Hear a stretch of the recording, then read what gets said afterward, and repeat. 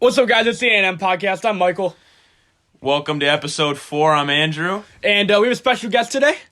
Senior varsity volleyball player, Dom Falera. What's up, guys? I'm glad to be here. Andrew, what are we talking on? Today we're going to be discussing Deion Sanders on and off the field. And then we're talking college and pro hoops today. Guys, this is going to be a good one. We're live on the Blueprint News Network today. Deion Sanders yesterday started coaching Jackson State. 53-0 against Edwards Waters. No clue who they are, what they're about, but I know that Deion Sanders is going to show up and they're going to blow them out. So, HBCUs. That's the name of the game right now. He's taking those 4 or 5 star players and getting them to go down there. right. Troy Aikman was at the game. Troy Aikman was at the game. That was just cool to see. Deion Sanders. And Deion loved that. And he was dressed up in like shorts and a t-shirt. He's a player's coach. You could just tell. Yeah. Can you see him in the NFL role in the future? Deion? Yeah. I think Deion, if you're starting at Jackson State, I don't know if that was, if he's trying to start a little dynasty, and why are they playing now, too? That was another question that I had. I have no clue. But going back to the question at hand, if he really wants to, I'm sure he could shine. I think he'd go be a DB's coach. Not going straight from Jackson State to starting for the Eagles head coach or something like, the Eagles would be like... He would have to come in as maybe like cornerback coach, maybe defensive coordinator, and then, and then a game coordinator, then defensive... Yeah. You gotta work your way up. All right.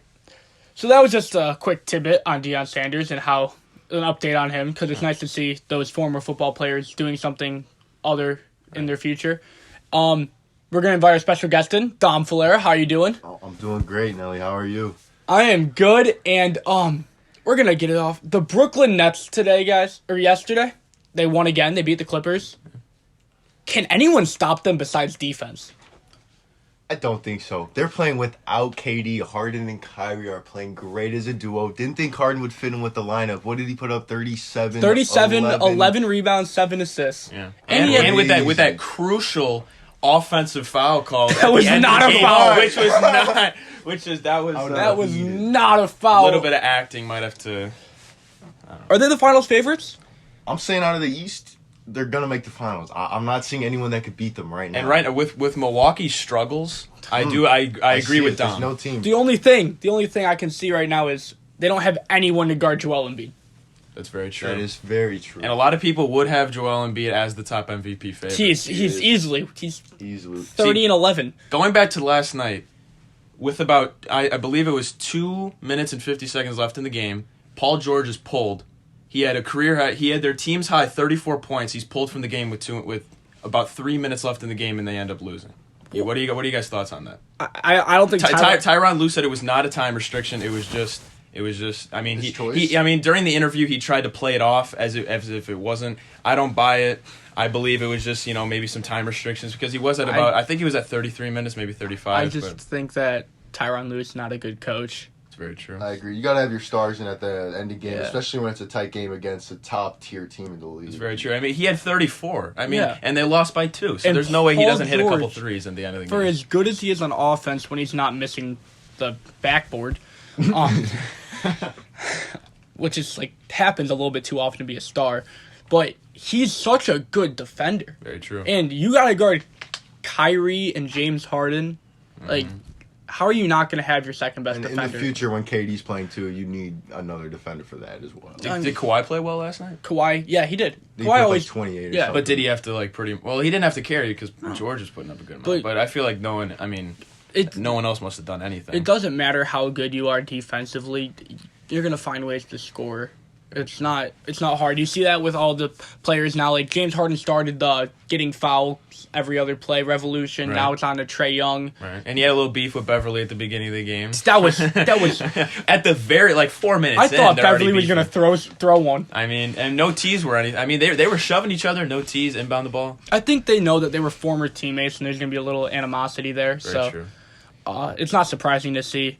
So the Nets just have an all-star team. Very basically. Yeah. Crazy. And 5 straight wins, 3 of which both LA teams and Phoenix, and I believe they played Golden State. The Lakers too, yeah. But the Lakers did not have Anthony Davis, which could have been big because they don't have any interior defenders besides 32-year-old DeAndre Jordan. True, but for Kyrie, that's a big win against LeBron. That is true. Kyrie is. I don't think Kyrie really cares about that. He's honestly for as weird as he is, he's a humble player. I agree. I agree. But yeah, that's not a fair team offensively. No. I think it was Jay Williams came out and said they play every game like it's an all-star game, Right. which they do. I could see them putting up 150 points a game. Mm-hmm. Speaking of all-star games, the starters were announced last week. Were? They were. Zach LaVine is not a starter. Chicago Bulls superfan. Dom Falera, how do you feel about that? You know, as long as he's an all-star reserve, I'm not mad. I think he deserves to be an all-star, though. To be a starter, that's a big accomplishment, but I'm hoping he becomes a reserve. Yeah. Are you fine with the starters? I'm fine with this. For the East, what do we got? We got point guard. We got Kyrie Irving. Shooting guard, Bradley Beal. Small forward, KD.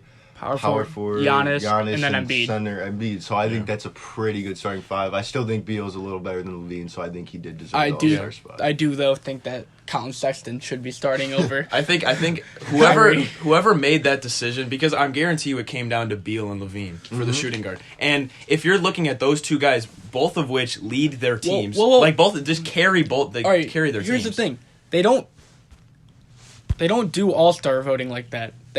It's guards, 2 guards, 3 forwards. They don't care about position, right? Which is what irked me about the West, that Luka is starting over Damian Lillard. I think that is wild. What is Dame putting up 29 and 8 a game? Yeah. Crazy. And crazy. It came down to the fan vote. Right. The fan vote. Which is why Caruso was almost the starter I last think year. the player vote And this year. the player vote outnumbered the other player. Like the player vote for Dame over Luka was 70 votes over, which is crazy. But it's Does all not about the matter. fans. It's not about having good basketball. Apparently, Luka's a great player. Don't get me wrong.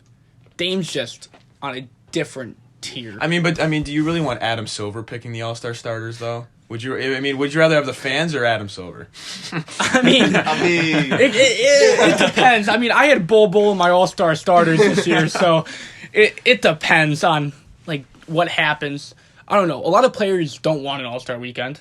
You don't even know if LeBron's going to play it. You don't know if KD or Giannis are going to play it. So, what's going to happen? Yeah.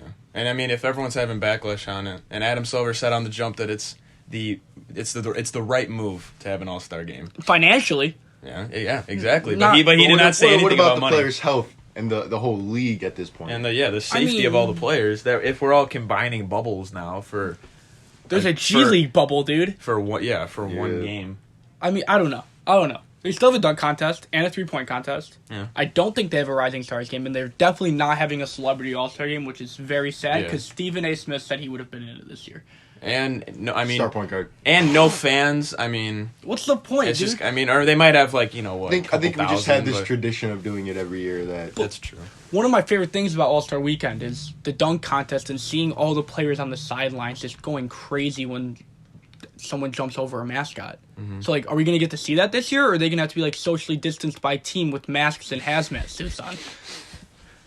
That's very true. Yeah, I like the Rising Stars game, too. It's a lot of young players. Speaking of young players, college basketball. Yes. Ayo Dosunmu. Yes. Another triple-double. Is a stud. Andrew, I know you're a big college hoops guy. What do you got to say on that? What I have to say about Ayo Dosunmu is that he is going to be a fantastic NBA basketball player, and I'll give you a reason why. Okay. One, he is an extraordinary team player. I agree. Dosunmu could put up, if he wanted to, a triple-double a night. But you know why he doesn't? Because he's got to give it to Kofor. He's got to give it to Coburn. He's got to give it to Adam Miller. He's got to give it to all these players who, just to make them all as a team. I mean, I'm trying to think who they played. I mean, Minnesota, they were in a close game at half, ended up beating them by 35. Yeah. So, I mean, if he really wanted to, he could put up a triple-double a night, but he doesn't. Because that's not what he wants to doesn't- win. He wants He to doesn't. win. Exactly. Team player right there. Exactly. The Big Ten is the best group of basketball teams right now. That's very true. That- They have the 3, 4, and 5. Well, Ohio State's going to go down. That was a good game they're yesterday, gonna though. they're gonna go down to what, like 6? I mean, if Probably. you lose to a team that's higher than I mean, it was a 5-point game. Very They didn't play bad. I enjoyed watching it. and they fought to the very end. They did. Because they were knocking down threes. I thought, it was like 90-87, and then, it was just 92-87 was the final score. yeah, they needed to miss a couple free throws. Duke won on Saturday. They beat Virginia. Very big win against a That very is- good Virginia team. Does Duke make the tournament this year? What is their record right now, do you know? I believe they've only played Is it 8 games. Is it like 500? It's like a game under. Well, I mean, the ACC isn't that strong, and if you're only playing against conference opponents, then I'm I mean, they might just have some, a little bias for Duke to throw them in the tournament as like a 10 seed or, Same thing with North Carolina, Kansas, and I don't think Duke deserves it after. I don't either, but that's how it goes. Yeah. I mean, you could put like 10 teams from the Big Ten in. Mm-hmm. I wouldn't be mad at that. Mm-hmm. I mean, you could throw Penn State in there if you wanted to. I mean, they played Iowa pretty close. Anyone in the Big Ten, even at the bottom tier of the Big Ten, could compete. I don't know if it's just bias, but I don't like Iowa at all. I don't think Lucas Garza's that good. I feel like he just has a face that annoys me. Like when I look at his face, I get like annoyed. But he doesn't have NBA talent. He's too slow. He's a college player. Yeah, he's a college player. He is very That's where he's slow. at, though. Yeah. He gives me a lot of Frank Kaminsky at Wisconsin vibes. That's actually that's a great comparison. And I was talking about this the other day. College stars don't translate overly well to the NBA unless your name's Zion Williamson. Yeah, which I mean, he was going to be an NBA Yeah, talent. but you got like Frank Mason, who won the Wooden Award, being like the 56th overall pick out of Kansas a couple years ago. Yeah. Trey Burke was a monster at Michigan. What's Yeah. he now, a backup point guard somewhere? Probably not even back up. It's like Fourth string. you get these guys that like have this confidence build up in college, and then they go to the NBA and play real talent, and they get shocked. Jahlil Okafor. I don't think he's like that big of a case. The NBA just I kind of forgot about him until you said him. but he was a stud at Duke. Yeah. It's interesting to see that, but we'll get into more of that next time. This has been the A&M Podcast with Andrew Michael and our special guest, See you guys. Tom Falara. Thanks for joining us. All right, peace.